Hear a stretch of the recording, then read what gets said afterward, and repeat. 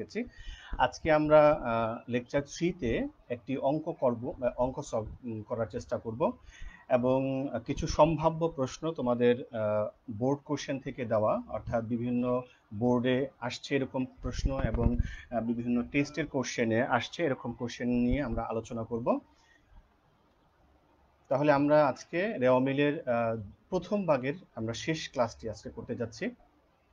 তোমরা একটু আমাকে সাউন্ড যদি ক্লিয়ার শুনতে না পাও অথবা ভিডিওতে কোনো সমস্যা থাকে অবশ্যই আমাকে কমেন্ট বক্সে আমাকে জানাবে যে সাউন্ড যদি ক্লিয়ার না থাকে অথবা ভিডিওটি যদি ক্লিয়ার না থাকে, সেক্ষেত্রে আমাকে ইনবক্সে জানাবে, অথবা তোমার যদি কোনো প্রশ্ন থাকে সেই ক্ষেত্রেও তুমি আমাকে ইনবক্সে প্রশ্ন করবে, আমি তোমার উত্তর দেওয়ার চেষ্টা করব। ওকে, তাহলে আমরা একটি প্রশ্ন নিয়ে নিই। প্রথমে দেখতে পাচ্ছ মোস্তফা ব্রাদার্সের 2019 সালের 31শে ডিসেম্বর তারিখে খতিয়ান উদ্ধৃতিগুলো দেওয়া আছে। তোমরা জানো যে আমরা মূলত যখন রেওয়ামিলটি করি তখন আমাদের প্রশ্নের যে উপাদান সেটা কিন্তু আমরা খতিয়ান থেকে নেই, তাই না? তো এখানে আমি 18টা আইটেম দিয়েছি খতিয়ানের। মোস্তফা ব্রাদার্সের 2019 সালের 31শে ডিসেম্বর খতিয়ানের উদ্ধৃতিগুলো দেওয়া হলো। সেখানে আমি প্রথমে আমরা করব কোন উদ্ধৃতগুলো রেওয়ামিলে অন্তর্ভুক্ত হবে না। তো সেক্ষেত্রে আমাদের পিছনের দুটি ক্লাসে আমরা যে বেসিকগুলো শিখেছি যদি একটু আমরা রিভিউ করি, যে আমাদের এই আইটেমগুলো আসে না রেওয়ামিলে আমরা শিখেছি, এবং সমাপনী, স্টেশনারি, অব্যবহৃত মণিহারি সেগুলো আসে না, এবং সমাপনী স্টকও আসে না, সমাপনী মজুদ পণ্য। দেন আমরা একটু ব্যতিক্রমও দেখতে পাই, যে আমরা জানি যে প্রারম্ভিক মণিহারি আসে, মণিহারি ক্রয় আসে। তো যদি প্রশ্নে অব্যবহৃত মণিহারি থাকে সেক্ষেত্রেও কিন্তু আমরা কিছু ব্যতিক্রম শিখেছি, সেগুলো আমরা এখানে দিয়ে দিলাম। এগুলোর আলোচনা কিন্তু আমরা ফার্স্ট লেকচার এবং সেকেন্ড লেকচারে করেছি। সো এখানে আর আমি সেগুলো করলাম না, জাস্ট আমি সামনে আনলাম উত্তরটি করতে সহজ করার জন্য। তাহলে আমরা উত্তরটি দেখি কি হবে। সেক্ষেত্রে তোমরা দেখতে পাচ্ছ যে আমরা যেগুলো রেওয়ামিলে অন্তর্ভুক্ত হবে না সেখান থেকে মাত্র আমরা দুইটি আইটেম নিয়েছি। একটি হলো মজুদ পণ্য, অর্থাৎ বছরের শেষের সমাপনী মজুদ পণ্য 21,000। তোমরা এটা দেখতে পাচ্ছ 13 নম্বর কোশ্চেনে দেওয়া আছে। কারণ আমরা জানি যে সাধারণত সমাপনী মজুদ পণ্য রেওয়ামিলে আসে না, তবে প্রশ্নে যদি এখানে সমন্বিত ক্রয় থাকতো সেক্ষেত্রে হয়তো এই উত্তরটি ভিন্ন রকম হতো, কিন্তু এখানে সমন্বিত ক্রয় নেই। সেকেন্ড যে আইটেমটা দিয়েছি সেটা হলো প্রথমটা তোমরা ক্লিয়ার হয়েছে, প্রথমটা আমাদের বেসিকের মধ্যে দেওয়া আছে। সেকেন্ড আমরা প্রথম দিনের স্টেশনারি দিয়েছি 3,000 টাকা। আমরা কিন্তু আমাদের বেসিকে শিখেছি প্রারম্ভিক মণিহারি আসে না, আমরা শিখেছি যে মণিহারি আসে, অর্থাৎ প্রারম্ভিক মণিহারি আসে, অব্যবহৃত মণিহারি এবং সমাপনী মণিহারি আসে না। এই যে দেখো বেসিকের উপরে জায়গায় লেখা আছে। এখন আমরা কিন্তু এখন যে উত্তরটি করলাম সেখানে কিন্তু আমরা ব্যতিক্রম করলাম। আমরা কি করলাম, আমরা মণিহারি, প্রারম্ভিক মণিহারিকে আমরা বলছি আসে না। কেন?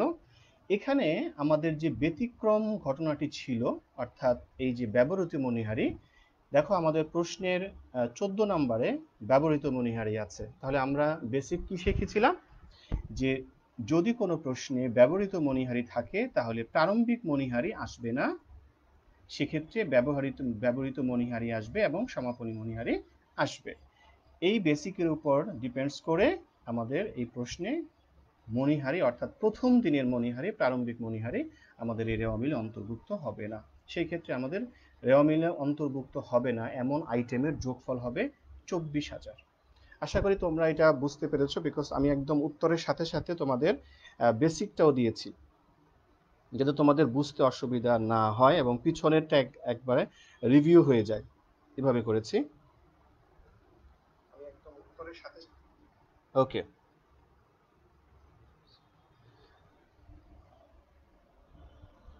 দেন আমরা কোশ্চেনটাকে আবার নিয়ে নিলাম। এখন দ্বিতীয়ত বলছে, দ্বিতীয়ত তো আমরা দেখতে পাচ্ছি উত্তোলনের পরিমাণ নির্ণয় করো। আমরা কিন্তু অ্যাকাউন্টিংয়ে যখন শুধু উত্তোলন বলবে সেক্ষেত্রে আমরা নগদ উত্তোলনকে বুঝে থাকি, কিন্তু একজন মালিক তার প্রয়োজনে সে নগদ উত্তোলন করতে পারে, ব্যাংক থেকে পণ্য উত্তোলন করতে পারে, ব্যাংক থেকে টাকা উত্তোলন করতে পারে, পণ্য উত্তোলন করতে পারে, বিজনেসের কোনো সম্পদ উত্তোলন করতে পারে, তবে অথবা আহ, তার ব্যক্তিগত কোনো খরচ আমাদের বিজনেস থেকে দিতে পারে। সেক্ষেত্রে আমাকে প্রশ্নে দেখতে হবে এমন কোনো ইঙ্গিত, এমন কোনো শব্দ প্রশ্নের মধ্যে দেওয়া আছে কিনা, সেটাও কিন্তু আমাকে খেয়াল করতে হবে। তাহলে আমরা দেখি যে শুধুমাত্র উত্তোলন থাকলেই যে সেটা আসবে এমন কিন্তু কোনো কথা না। সেক্ষেত্রে জীবন বীমা থাকতে পারে, সেক্ষেত্রে আয়কর থাকতে পারে, অথবা আমাদের প্রতিষ্ঠানের কোনো ব্যয়ের সাথে যদি মালিকের কোনো ব্যয় সেখানে এঙ্গেজ থাকে, অথবা সেটা সরাসরি বলা থাকে, সেক্ষেত্রে আমাকে সেটা উত্তোলনের আয়ত্তভুক্ত করতে হবে। তাহলে আমরা 1 থেকে 18 প্রশ্নের মধ্যে দেখো 7 নাম্বার কোশ্চেনে যদি আমরা দেখি, 7 নম্বরে আয়কর। তাহলে আয়ের উপর কর মানে মালিকের আয়ের উপর কর, তাহলে এটা মালিকের খরচ, প্রতিষ্ঠান দিয়েছে, তাহলে এটা উত্তোলনে আসবে। এবং 8 নাম্বার যদি আমরা দেখি ভাড়া 2000 টাকা, তাহলে আমার প্রতিষ্ঠান 2000 টাকা ভাড়া দিয়েছে, সেক্ষেত্রে অফিসের ভাড়া হচ্ছে 1000 আর মালিকের অংশের হচ্ছে 1000, অর্থাৎ এই অফিসের একটি অংশ অর্ধেক বিজনেস ব্যবহার করে আর অর্ধাংশ মালিক ব্যবহার করে। যে অর্ধাংশ মালিক ব্যবহার করে সেই অর্ধাংশের ভাড়াটা কিন্তু মালিক দেওয়ার কথা, সেক্ষেত্রে অর্থাৎ প্রতিষ্ঠান দিয়েছে, সেক্ষেত্রে আমরা বলতে পারি যে মালিকের ব্যয় প্রতিষ্ঠান করেছে, সেটাকে আমরা উত্তোলন বলবো। তাহলে আমরা দেখি আমাদের উত্তরটা কি আসে। দেখো আমরা দুটি আইটেম নিয়েছি, একটা হচ্ছে আয়কর আর একটা হচ্ছে ভাড়ার অর্ধাংশ, অর্থাৎ যেই অংশটিতে মালিক ব্যবহার করে সেই অংশটি এখানে আসবে। এখানে জীবন বীমা আসতো, জীবন বীমা অনেক সময় দেওয়া থাকে, সেটাও এখানে আসবে যদি দেওয়া থাকে প্রশ্নে। আশা করি এখানে সবার ক্লিয়ার। খুব সহজ, তোমরা এগুলো আগেও করেছো। আমাদের তৃতীয়ত আমরা শিখব সমন্বিত ক্রয়ের পরিমাণ। তোমরা এটার সূত্র শিখেছো সেকেন্ড লেকচারে, যে সমন্বিত ক্রয় মানে কি, প্রারম্ভিক মজুত পণ্য যোগ নিট ক্রয় মাইনাস সমাপনী মজুত পণ্য, প্রারম্ভিক মজুত পণ্য যোগ নিট ক্রয় মাইনাস সমাপনী মজুত পণ্য। তাহলে আমাদের উত্তরটা কিন্তু আমি এই বেসিকের উপরে তৈরি করেছি। প্রথমে আমি প্রারম্ভিক মজুত পণ্য নিয়েছি, কোথায় আছে আমাদের 1 নম্বরে 20,000 টাকা, যোগ নিট ক্রয়, এখানে দেখো শব্দটি ব্যবহার করা হয়েছে নিট। নিট যদি এখানে আমাকে নিট ক্রয় লিখতে হলে আমাকে ক্রয়ের সাথে যে আইটেমগুলো যদি থাকে যে বৃদ্ধি পাবে বা হ্রাস পাবে, সাধারণত রেওয়া মিলের মধ্যে খুব বেশি কিছু থাকে না, ফেরত এবং বাট্টা থাকে। সাধারণত রেওয়া মিলে ক্রয় ফেরত ক্রয় বাট্টা থাকে, তবে অনেক সময় এই ক্রয় ফেরত এবং এই বাট্টাটাকে ভিন্ন নামে ও ব্যবহার করা হয়। যেমন ক্রয় সেটা সরাসরি দেওয়া থাকে, এই ক্রয় ফেরতটাকে অনেক সময় বহি ফেরত বলা হয়ে থাকে, বা ফেরত মানে বহি ফেরত লেখা থাকে, আর আমরা বিক্রয় ফেরতকে আন্ত ফেরত লেখা থাকে, এই দুটি নাম ব্যবহার করা হয়। তাহলে দেখো আমরা দেখতে পাচ্ছি 3 নম্বরে বহি ফেরত লেখা আছে, অর্থাৎ ক্রয় ফেরত আছে, তাহলে ক্রয় ফেরত হলে ক্রয় কমে। আবার প্রশ্নে ক্রয় বাট্টাও লেখা থাকতে পারতো, সেক্ষেত্রে আমরা বাদ দিতাম। আমরা এখানে সব এত আইটেম দিয়ে আসলে করা সম্ভব না, অথবা স্ক্রিনে অনেকগুলো আইটেম দেওয়া যায় না, তাই আমি কোশ্চেন খুব কম দিয়েছি, আইটেম 18টা আইটেম দিয়েছি। তো আমরা এখানে ক্রয় থেকে ক্রয় ফেরত বা বহি ফেরত বাদ দিয়ে আমরা নিট ক্রয় পেলাম 90,000, সেখান থেকে আমরা সমাপনী মজুত পণ্য বাদ দিব 21,000। 13 নম্বরে দেখো আরেকটা কথা তোমাদেরকে বলি, তোমরা অনেক সময় একটা জিনিস ভুল করো, যে রেওয়া মিলে যে সমস্ত আইটেম আসে না সেগুলো অন্য কোথাও লেখো না, এটা কিন্তু না। রেওয়া মিলে যে আইটেমগুলো আসে না সেটার মানে হলো যে শুধুমাত্র রেওয়া মিল করার সময় সেই আইটেমগুলো আসবে না, কিন্তু অন্যান্য খসড়া করার সময় যদি সেখানে সমন্বিত ক্রয় আসে, অর্থাৎ যেখানে তোমার সেই বিষয়গুলো প্রয়োজন হবে, যদি সম্পদের পরিমাণ নির্ণয় করতে বলে, সেখানে কিন্তু তুমি এই সমাপনী মজুত পণ্যকে লিপিবদ্ধ করবে, দেখাবে। তো এটা কিন্তু এরকম না যে রেওয়া মিলে দেখাতে হয় না মানে আমি কোনো কি বলে কোনো খসড়াতি দেখাবো না, কোনো আর দেখাবো না, সেটা লেখাই যাবে না, এরকম কিন্তু না। অনেক সময় তোমরা এরকম করো যে স্যার রেওয়া মিলে দেখাতে হয় না, তাহলে তাহলে আমি এখানে কেন লিখবো, এরকম না। হ্যাঁ, সেটা শুধুমাত্র রেওয়া মিলের ক্ষেত্রে প্রযোজ্য সেই কথাটি। আশা করি এখানে কারো সমস্যা নাই, থাকলে বলতে পারো। ওকে, বিক্রিত পণ্যের ব্যয়ের পরিমাণ নির্ণয় করো। এটা অনেক সময় আমি দেখেছি বিভিন্ন টেস্ট পেপারে এটা আসে। সাধারণত এটা আর্থিক বিবরণীর একটি প্রশ্ন, কিন্তু অনেক সময় রেওয়া মিলে টেস্ট পেপারে অনেক সময় আসে। আমরা একটু আগে যেটা শিখেছি, একটু আগে যে সমন্বিত ক্রয়ের কোশ্চেনটি শিখলাম, ঠিক সেই কোশ্চেনের সাথে আমরা যদি একটা আইটেম শুধু যোগ করি তাহলে কিন্তু আমাদের এই কোশ্চেনটির উত্তর হয়ে যাবে। সেটা হচ্ছে যে আমরা দেখো কি শিখেছি একটু আগে, যে সমন্বিত ক্রয় সমান সমান প্রারম্ভিক মজুত পণ্য যোগ নিট ক্রয় মাইনাস সমাপনী মজুত পণ্য। তার সাথে শুধুমাত্র আমরা একটা আইটেম যোগ করব, সেটা হলো প্রত্যক্ষ ব্যয় যোগ করব। যদি আমরা এই সূত্রের পিছনের সূত্রের সাথে প্রত্যক্ষ ব্যয় যোগ করি, প্রত্যক্ষ ব্যয় যোগ করলে আমরা এই বিক্রিত পণ্যের ব্যয় পেয়ে যাব। তাহলে আমরা বিক্রিত পণ্যের সূত্র হচ্ছে প্রারম্ভিক মজুত যোগ নিট ক্রয় যোগ প্রত্যক্ষ ব্যয়। তাহলে প্রত্যক্ষ ব্যয় অনেকগুলো প্রত্যক্ষ ব্যয় আছে, আমদানি শুল্ক, ডক চার্জ, মজুরি, তোমরা জানো কয়লা ও গ্যাস অনেকগুলো আছে, প্রায় ইন্টারমিডিয়েটে প্রায় 8-10টার মতো আইটেম আসে। তো সেক্ষেত্রে আমি একটা আইটেম নিয়েছি আমদানি শুল্ক, এটা প্রত্যক্ষ ব্যয়, যোগ করেছি সমাপনী মজুত পণ্য বাদ দিয়েছি। তাহলে দেখো আগের সূত্রের সাথে শুধু যদি আমরা প্রত্যক্ষ ব্যয়টি যোগ করি তাহলে আমাদের বিক্রিত পণ্যের ব্যয় বের হয়ে যাবে। ঠিক আছে, এখানে একটু জিনিস এটা দেখে নাও যে 21,000 হবে এখানে, 21,000 আমাদের সমাপনী মজুত পণ্য 13 নম্বর আইটেমে 21,000 দেওয়া আছে, এখানে 10,000 হবে। হ্যাঁ, ওকে, 10,000 হবে। তাহলে আমরা বিক্রিত পণ্যের ব্যয় বের করলাম 10,000 টাকা। এখানে কারো সমস্যা নেই আশা করি ইনশাল্লাহ। দেন আমরা এখন রেওয়া মিল প্রস্তুত করব। রেওয়া মিল প্রস্তুতের মাধ্যমে আমরা আজ ক বিভাগটি শেষ করার চেষ্টা করব। ঠিক আছে, ওকে। আমরা রেওয়া মিল করার জন্য একটি ঘর করতে হয়। যেমন প্রথমে প্রতিষ্ঠানের নাম মোস্তফা ব্রাদার্স রেওয়া মিল 31 ডিসেম্বর 2019। আবার একটা জিনিস বলে নিই, আমরা যখন রেওয়া মিল করি এটা কিন্তু কোনো হিসাব না, এটা একটি বিবরণী পত্র, তাই না? এটা একটি বিবরণী। আমরা খতিয়ানের উদ্বৃত্তগুলোকে আমরা এখানে লিখেছি, এটা কোনো হিসাব নয়, এটা বিবরণী। আমরা ক্রমিক নম্বর অনুসারে 1 2 3 4 করে যতগুলো আইটেম আছে লিখব। আমরা এখানে বিবরণ লিখব, খতিয়ান পৃষ্ঠা দেওয়া থাকে না, আমরা এখানে গ্যাপ দিব। ডেবিট পাশের আইটেমগুলো ডেবিট পাশে লিখবো, ক্রেডিট পাশের আইটেমগুলো আমরা ক্রেডিট পাশে লিখবো। তাহলে আমরা ঘরটা শিখে নিলাম। যেহেতু আসলে পেজের মধ্যে জায়গা কম থাকে, আমি ঘরটার উপরে লেখাটা পিছনে লিখে দিয়েছি, এখানে লিখলাম না। ওকে, তাহলে আমরা প্রথমে একদম কতে শিখেছি কোনগুলো রেওয়া মিলে অন্তর্ভুক্ত হবে না। তাহলে সেগুলো ছাড়া বাকি সবগুলো আমাদের রেওয়া মিলে আসবে। আচ্ছা, রেওয়া মিলে আসার জন্য বিগত দুটি ক্লাসের, বিশেষ করে আমার দ্বিতীয় ক্লাসের বেসিকটা খুব ভালো করে স্মরণ রাখলেই তুমি যে কোনো রেওয়া মিল ইনশাআল্লাহ তৈরি করতে পারবে আশা করি। তাহলে আমরা একদিকে আমরা রেওয়া মিলটি তৈরি করব, কিছু কিছু আমরা আইটেম পিছনের দিকে ফিরে যাব বেসিকটা রিভিশন করার জন্য। ওকে, ফার্স্ট আইটেম মজুদ পণ্য, যেটা আমাদের ব্যয়, এই জন্য ডেবিট পাশে লিখেছি।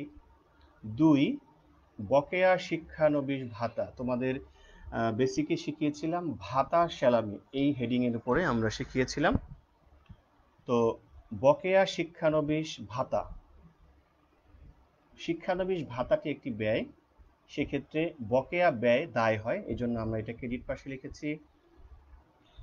বহি ফেরত, আমরা একটু আগে শিখেছি যে বহি ফেরত মানে হচ্ছে ক্রয় ফেরত, আর এটা হচ্ছে আরেকটি বিপরীত ব্যয় হিসাব। তাহলে ব্যয় যদি ডেবিট পাশে বসে, তাহলে যদি সেটা কমে যায় তাহলে সেটা তার উল্টো পাশে বসে, তাহলে আমরা বহি ফেরতকে আমরা ক্রেডিট পাশে বসাবো। ওকে, আমদানি শুল্ক এটি একটি ব্যয় এবং প্রত্যক্ষ ব্যয়, ডেবিট পাশে বসিয়েছি। ক্রয় এটি একটি ব্যয়, আর আমরা জানি ব্যয় ডেবিট ব্যালেন্স, ডেবিট পাশে বসিয়েছি। বিক্রয় আয়, আমরা জানি আয় ক্রেডিট ব্যালেন্স, ক্রেডিট পাশে বসিয়েছি। আয়কর এটা উত্তোলন, বিপরীত মালিকানা সত্ত্ব হিসাব, অর্থাৎ আইটেমটি মালিকানা সত্ত্বকে হ্রাস করে, তাই আমরা এটাকে ডেবিট পাশে বসিয়েছি। অর্থাৎ মূলধন ক্রেডিট পাশে বসে আর আয়করের কারণে মূলধন কমে যায়, তার বিপরীত পাশে বসিয়েছি। আর ভাড়া, এখানে তোমরা একটু ভুল করতে পারো, সেটা হচ্ছে আমরা প্রশ্নে তোমরা দেখেছো যে ভাড়া 2000 টাকা। আমরা কিন্তু এক জায়গায় যখন আমরা উত্তোলনের পরিমাণ নির্ণয় করতে গিয়েছি তখন কিন্তু আমরা 2000 টাকা লিখিনি, আমরা 1000 টাকা লিখেছি, কারণ 2000 টাকার 1000 টাকা ছিল মালিকের ব্যক্তিগত খরচ। তেমনিভাবে যদি কোনো প্রশ্নে ব্যয়ের পরিমাণ নির্ণয় করতে বলতো, যে ব্যয়ের পরিমাণ নির্ণয় করো বা পরোক্ষ ব্যয়ের পরিমাণ নির্ণয় করো, যদি এই ধরনের, অথবা মুনাফা জাতীয় ব্যয়ের পরিমাণ নির্ণয় করো, সেখান থেকে কিন্তু আমরা ভাড়া এই 2000 টাকা না লিখে আমরা 1000 টাকা লিখতাম। কিন্তু আমরা কিন্তু রেওয়া মিল করছি, সো রেওয়া মিলের কোনো টাকাকে ভাঙা যায় না। আমি আবার বলছি, রেওয়া মিলের কোনো টাকাকে ভাঙা যায় না। যখন রেওয়া মিল করবে সেখানে যোগ বিয়োগ করতে পারবে না, হুবহু সেই আইটেমটার উদ্বৃত্তকে লিখতে হবে। ঠিক আছে? তো এই জন্য আমরা সেখানে ভাঙতে পারছি না, আমরা সরাসরি ভাড়া বাবদ আমরা ব্যয় পাশে, যেহেতু এখানে ব্যয় পাশে দেওয়া আছে, তো আমরা এটা ব্যয় পাশে 2000 টাকাই লিখব। মূলধন মালিকানা সত্ত্ব সেটা ক্রেডিট পাশে বসে। 10 নাম্বার, প্রদত্ত ঋণের বকেয়া সুদ। তোমরা শিখেছ যে প্রদত্ত ঋণ এটি একটি সম্পদ, তার সুদ একটি আয়, আর যখন সেই আয়টি বকেয়া থাকে সেটা সম্পদ হয়ে যায়। আমরা বেসিক ক্লাসে শিখেছি যে বকেয়া আয় সম্পদ হয়, বকেয়া আয় সম্পদ হয়, সেক্ষেত্রে আমরা সেটাকে ডেবিট পাশে বসিয়েছি। বিক্রয় খতিয়ানের জের, এখানে অনেকগুলো নাম হতে পারে দেনাদার এবং পাওনাদারের ক্ষেত্রে। যেমন বিক্রয় খতিয়ানের জের না দিয়ে আমি দেনাদার দিতে পারতাম, প্রাপ্য হিসাব হতে পারে, পাওনা হতে পারে। হ্যাঁ, এই নামগুলো তোমরা একটু খেয়াল রাখবে যে দেনাদারের ক্ষেত্রে এবং পাওনাদারের ক্ষেত্রে প্রায় 4টা থেকে 5টার নাম ইউজ করা হয়। যেমন দেনাদার, এটাও দেনাদার, বিক্রয় খতিয়ানের জের দেনাদার, প্রাপ্য হিসাব এটাও দেনাদার, অথবা অনেক সময় ইংরেজি শব্দ ব্যবহার করা হয় যে সানডি ডেটর, এটা আগে ব্যবহার করা হতো, এখন সাধারণত যেহেতু প্রাপ্য হিসাবটাই বেশি ব্যবহার করা হয়, আগে অনেক বই অনেক টেস্ট পেপারে এই সানডি ডেটর এই শব্দটি, ইংরেজি শব্দটি ব্যবহার করা হতো, এখন কম করা হয়। তবে পাওনা এই শব্দটিও ব্যবহার করা হয় অনেক সময়, পাওনা যার কাছে আমি পাই, দেনাদার। ডেবিট ব্যালেন্স সম্পদ, তাই আমি ডেবিট পাশে বসিয়েছি। সুদ, এক্ষেত্রে আমি 4টি জিনিস তোমাদেরকে বলেছিলাম যে সুদ, বাট্টা, কমিশন, বেতন, ভাড়া। সুদ, বাট্টা, কমিশন, বেতন, ভাড়া, এই 5টি আইটেম যদি সরাসরি থাকে, অর্থাৎ এই 5টি আইটেম আমরা কখনো পাই, আমরা কখনো দিই। সুদ কখনো পাই, সুদ কখনো দিই, ভাড়া কখনো পাই, যেটাকে আমরা উপভাড়া বলি, কখনো দেই, বেতন। তো সেক্ষেত্রে বেতন সাধারণত দিয়ে থাকে, সেবামূলকের ক্ষেত্রে ভিন্ন হতে পারে।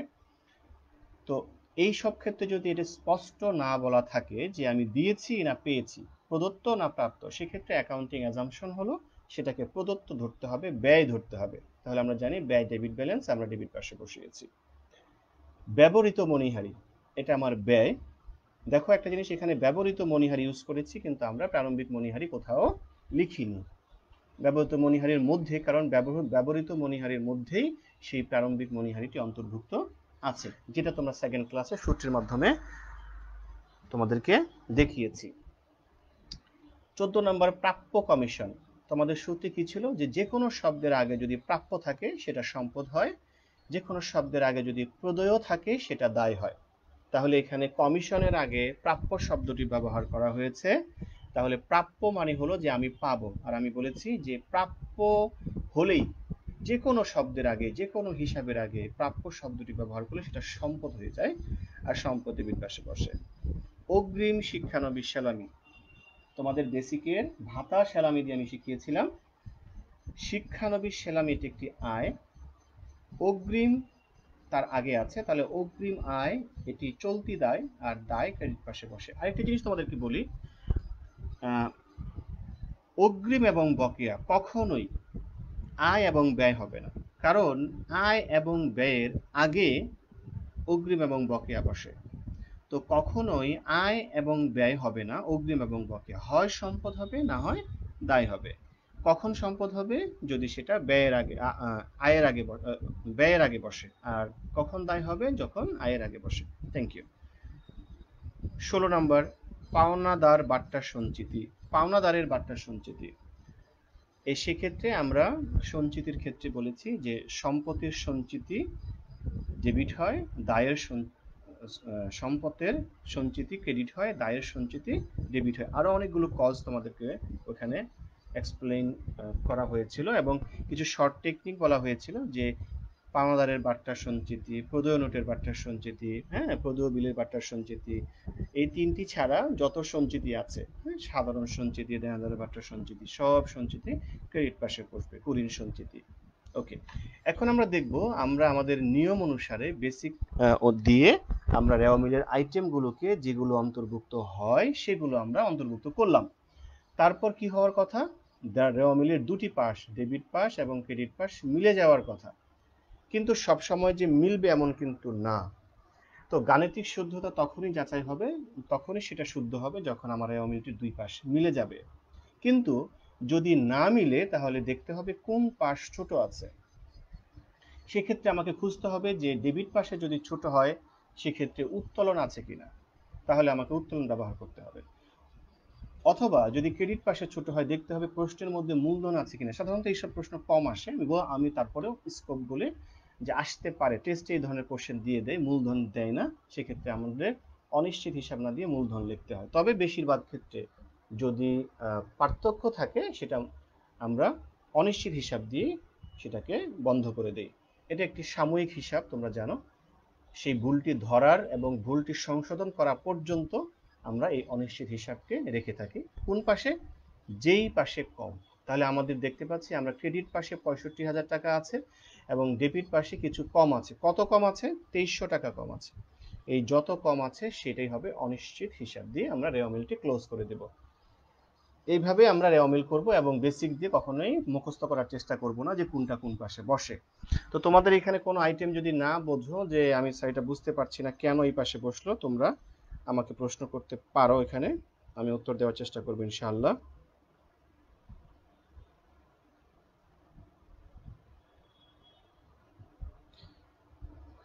একজন প্রশ্ন করেছে এটা দিয়ে প্রফিট অ্যান্ড লস নির্ণয় করা যায় না। হ্যাঁ, আমরা এটাতেই প্রফিট অ্যান্ড লস নির্ণয় করি, কিন্তু সেটা আর্থিক বিবরণীতে করি। আমরা এখানে আমরা খণ্ড খণ্ড প্রশ্নের উত্তর বের করি, যেমন আয়গুলো বের করো, ব্যয়গুলো বের করো, এভাবে আমরা করি। কিন্তু প্রফিট অ্যান্ড লস অ্যাকাউন্ট যেটা, সেটা আসলে রেওয়া মিলে আসে না। হ্যাঁ, বের করা যাবে, অবশ্যই বের করা যাবে, কারণ আমরা আর্থিক বিবরণীতে প্রফিট এই রেওয়া মিল দিয়েই তো আমরা প্রফিট অ্যান্ড লস অ্যাকাউন্ট করি, তাই না? হ্যাঁ, করা যাবে, কিন্তু আমাদের রেওয়া মিলে রেওয়া মিলে প্রফিট অ্যান্ড লস বের করতে বলে না। ঠিক আছে? ওকে, আমরা এখানে বের করতে পারবো, আয়ের পরিমাণ বের করতে পারবো, মোট আয়ের পরিমাণ বের করতে পারবো, মোট ব্যয়ের পরিমাণ নির্ণয় করতে পারবো, সেখান থেকে আমরা ডিফারেন্স বের করতে পারবো। তবে রেওয়া মিলে সেটা আসে না। আরো কিছু কাজ বাকি থাকে, যেমন সমন্বয়, ভুল সংশোধনী, সেগুলো করার পরে আমরা সেই আইটেমগুলো অ্যাডজাস্টেড করে আমরা প্রফিট অ্যান্ড লস নির্ণয় করি। কিন্তু এখানে তো আমাদের সেই অ্যাডজাস্টমেন্ট করার সুযোগ নেই, কারণ আমার এরপরে সমন্বয় জাবেদা লাগবে, হ্যাঁ, ভুল সংশোধনী সেই জাবেদাগুলো লাগবে, সেগুলো অ্যাডজাস্টমেন্ট করতে হবে, সেই আইটেমগুলো এখানে নেই। ওকে, থ্যাংক ইউ। তাহলে আমরা এর মাধ্যমে রেওয়া মিলের প্রথম ভাগ শেষ করলাম একটি অঙ্কের মাধ্যমে। আশা করি তোমরা যদি দুটি ক্লাস বেসিকের এবং আজকের ম্যাথটি একটু মনোযোগ সহকারে শুনে থাকো, তোমরা বুঝতে পারবে ইনশাআল্লাহ। দেন আমরা কিছু সম্ভাব্য প্রশ্ন নিয়ে কথা বলবো, যে রেওয়া মিল থেকে প্রশ্ন আসার মতো। আমি তোমাদের বোর্ড এবং টেস্ট পেপার থেকে প্রায় 22টি কোশ্চেন দিয়েছি, তোমরা একটু খেয়াল করে স্ক্রিনশট দিয়ে নিও। তো এখানে প্রথম দেখো, রেওয়া মিলে অন্তর্ভুক্ত হবে না এমন দফাগুলো, সেটা আমরা অনেকবার আলোচনা করেছি, তোমরা জানো সেটা।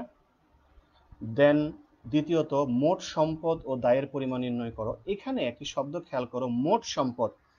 যদি মোট সম্পদ বলে তাহলে কিন্তু তোমাকে সব ধরনের সম্পদ লিখতে হবে, একেবারে চলতি সম্পদ, স্থায়ী সম্পদ, অস্পর্শনীয় সম্পদ, স্পর্শনীয় সম্পদ, বিলম্বিত সম্পদ, সব, বিলম্বিত ব্যয়, অর্থাৎ এই যত প্রকারের সম্পদ আছে সবগুলোকে লিখতে হবে। কিন্তু এখানে বাদ দেওয়ার কোনো অপশন নেই, যেমন আমরা তোমরা দ্বিতীয় পত্রে কিছু কিছু আইটেমে ভুয়া সম্পত্তি বাদ দিয়েছো, এই ধরনের রেওয়া মিলে এই বাদ দেওয়ার কোনো মানে স্কোপ নাই। হ্যাঁ, শুধুমাত্র আমরা নিট ক্রয়, নিট বিক্রয়, এই ধরনের আইটেমে আমরা এই কাজগুলো করে থাকি। তাহলে সকল প্রকার দায় যখন লিখবো, সব ধরনের দায়, চলতি দায়, দীর্ঘমেয়াদী দায়, হ্যাঁ, সেগুলো লিখবো, কিন্তু মূলধন এখানে আনা যাবে না। 3 নাম্বার প্রশ্ন, রেওয়া মিল প্রস্তুত করো, যেটা একটু আগে করলে তুমি, রুলসের মাধ্যমে তুমি রেওয়া মিলটি প্রস্তুত করবে। 4 চলতি সম্পদ ও চলতি দায়। আমি বেসিকের 2 নাম্বার ক্লাসে আমি আইটেমগুলো তোমাদেরকে দিয়ে দিয়েছি, কোনগুলো চলতি সম্পদ এবং কোনগুলো চলতি দায়। তবে তোমরা অনেক সময় এই পার্থক্য শব্দটি খেয়াল করো না প্রশ্নের মধ্যে, যে যখন বলবে চলতি সম্পদ ও চলতি দায়, তখন তুমি চলতি সম্পদের যোগফল, চলতি দায়ের যোগফল লিখে দিলে হবে। কিন্তু যদি পার্থক্য বলে, তাহলে কিন্তু তোমাকে দুটি এই দুটি যোগফলের অ্যান্সার বের করে দিতে হবে। যদি তুমি সেটা না দাও, তাহলে সেই উত্তরটি কিন্তু অসম্পূর্ণ হলো, স্যার 1 নাম্বার কাটতে পারে। 5 নাম্বার হলো মুনাফা জাতীয় আয় এর সমষ্টি। তাহলে আমরা জানি যে আমাদের রেওয়া মিলে যে খতিয়ান উদ্বৃত্তগুলো থাকে, সেখানে আয় এবং ব্যয় থাকে। সেক্ষেত্রে মুনাফা জাতীয় আয় এবং ব্যয় দুটি বের করতে বলতে পারে। আবার দেখো 16 নম্বরে গিয়ে যে দুটির পার্থক্য বের করতে বলতে ইয়ে করেছে চিটাগং বোর্ডে 2019 সালে, সেটাও আসতে পারে কোশ্চেনে। তারপর বিক্রিত পণ্যের ব্যয়ের পরিমাণ, তোমরা আজকে সেটা সলভ করেছো। চলতি মূলধনের পরিমাণ, অস্পর্শনীয় সম্পদের পরিমাণ নির্ণয় করো, সেটা তোমাদের বেসিক ক্লাসে 2 নম্বর ক্লাসে সেটা শেখানো হয়েছে এবং চার্ট সেখানে দেওয়া হয়েছে অনেকগুলো আইটেম। পরোক্ষ আয়, আমরা আয়ের আইটেমের কিছু আইটেম দিয়েছি। প্রত্যক্ষ আয় কোনগুলো, সেগুলো ছাড়া বাকি সবগুলি, খুব কম প্রত্যক্ষ আয়, বাকি সব আয়গুলোই প্রতিষ্ঠানের পরোক্ষ আয়। মণিহারি খরচের পরিমাণ, তোমরা আমি প্রায় তিনটার মতো সূত্র শিখিয়েছি যে কি করে মণিহারি খরচের পরিমাণ বের করতে হয়। সেই সূত্রটি তোমরা দেখিয়ে নেবে, এখানে বিস্তর আলোচনা করার সময় নেই, জাস্ট আমি প্রশ্নগুলো রিভিউ দিচ্ছি। স্থায়ী সম্পত্তির পরিমাণ, তাহলে সকল প্রকার স্থায়ী সম্পত্তি আনতে হবে, অস্পর্শনীয় এবং স্পর্শনীয় 2 ধরনেরই। পরোক্ষ ব্যয়, সেটাও তোমরা মানে প্রত্যক্ষ ব্যয়গুলো ছাড়া বাকি ব্যয়গুলো এখানে লিখবে। মূলধন জাতীয় প্রাপ্তি, এটা খুব কম আসে। মূলধন জাতীয় প্রাপ্তি অর্থাৎ যদি কোনো সম্পত্তি বিক্রয়ের মাধ্যমে কোনো টাকা তুমি পাও, সেক্ষেত্রে সেটা আমরা এখানে আনি। মালিকানা সত্ত্বের পরিমাণ, এটা 2 ধরনের আসে, সেটা হচ্ছে আয় ব্যয় বিবেচনা করে, আয় ব্যয় বিবেচনা না করে, সেটা প্রশ্নে উল্লেখ থাকে। মোট দায়ের পরিমাণ, সেটা আমরা একটু আগেই অলরেডি বলে দিয়েছি। সমন্বিত ক্রয় আমরা অলরেডি সলভ করেছি। সমাপনী সম্পদ, অনেক সময় তোমরা দেখো যে সমাপনী মণিহারি আসে না, কিন্তু যদি সমাপনী সম্পদের পরিমাণ নির্ণয় করতে বলে, তাহলে সম্পদগুলো আসবে, এবং যেই সমস্ত সম্পদ রেওয়া মিলে অন্তর্ভুক্ত হয় না, যেমন সমাপনী মজুদ পণ্য, সাধারণত আমরা রেওয়া মিলে লিখি না, কিন্তু আমাদের এই সমাপনী সম্পদ নির্ণয় করার সময় সেগুলো আসবে। হিসাবের তালিকা যে কথা, রেওয়া মিল তৈরি করা একই কথা। প্রকৃত ক্রয়ের পরিমাণ, সেক্ষেত্রে আমরা ক্রয় থেকে ক্রয় বার্তা, ক্রয় ফেরত সেগুলো বাদ দিব, বিক্রয় থেকে বিক্রয় ফেরত, বিক্রয় বার্তা বাদ দিব, প্রকৃত বিক্রয় পরিমাণ নির্ণয় হবে। প্রত্যক্ষ ব্যয়ের পরিমাণ, এটা তোমাদের সেকেন্ড ক্লাসে আমি প্রত্যক্ষ ব্যয়ের অনেকগুলো প্রায় 10টার মতো আইটেম দিয়েছি। তো সাধারণত এই ধরনের প্রশ্ন রেওয়া মিলে থাকে, কিন্তু আমাদের দ্বিতীয় অংশে যে ভুল সংশোধনী আছে, সেক্ষেত্রে আমরা নেক্সট ক্লাসে ইনশাআল্লাহ রেওয়া মিলে কোন কোন ভুলগুলো হয় এবং ভুলগুলো কত প্রকারের ভুল হয়ে থাকে, এবং সেটা আমাদের কিভাবে আমরা ভুল সংশোধনী করব, সেই বেসিকটা, এবং আমরা আমাদের অ্যাকাউন্টিংয়ে যদি কোনো ভুল হয়ে থাকে, আমরা কিন্তু কাটাকাটি করা যায় না, সেটা আমাদের নিয়ম বহির্ভূত, মোছা যায় না, আমাদেরকে সেটা রেকটিফিকেশন অফ এন্ট্রিজগুলো করতে হয়, যেটা জাবেদার মাধ্যমে, যেটাকে আমরা ভুল সংশোধনী জাবেদা বলি। তাহলে আমরা নেক্সট ক্লাসে শিখব কি করে ভুল ধরতে হয়, কি করে ভুল সংশোধন করতে হয়, এবং ভুল সংশোধনী জাবেদা কি করে তৈরি করতে হয়, সেই বেসিকগুলো আমি শেখানোর চেষ্টা করব নেক্সট ক্লাসে। অর্থাৎ প্রত্যেকটা আইটেম থেকে আমি একটা একটা করে ভুল নিব, যাতে করে একটা নিয়মের মধ্যে একটা এক্সাম্পল দিয়ে একটা নিয়ম সলভ করা যায়। সেভাবে আমি 8-10টা আইটেম, 8-10টা নিয়মের মাধ্যমে 8-10টা জার্নাল শেখাবো, এবং একটি সংশোধনী রেওয়া মিল করার চেষ্টা করবো ইনশাআল্লাহ নেক্সট ক্লাসে। তো আশা করি যারা আজকের ক্লাসটি শুনেছো, তারা এই ক্লাসটি বাসায় আবার রিভিউ দিবে এবং অঙ্কটি বাসায় সলভ করবে, এবং তোমাদের প্রথম ক্লাস এবং সেকেন্ড ক্লাসের বেসিক দিয়ে তোমাদের বইয়ে এবং বোর্ডে যে প্রশ্নগুলো আছে সেখানে সলভ করার চেষ্টা করবে। যদি কোনো সমস্যা থাকে, সমস্যাগুলো লিখে আমাকে যদি কল দাও, সমস্যা নেই, সমস্যাগুলো নিয়ে আমার সাথে কথা বলতে পারো। আর ইনশাআল্লাহ আগামী ক্লাসে রুটিন দেখে অ্যাকাউন্টিং এর ভুল সংশোধনী শেখাবো। আশা করি এইটি তোমরা মিস করবে না। এটা শুধুমাত্র পরীক্ষার জন্য না, এটা তোমাদের ইউনিভার্সিটি অ্যাডমিশন টেস্টের জন্য অনেক গুরুত্বপূর্ণ। তাহলে আজকে এই পর্যন্তই থাক।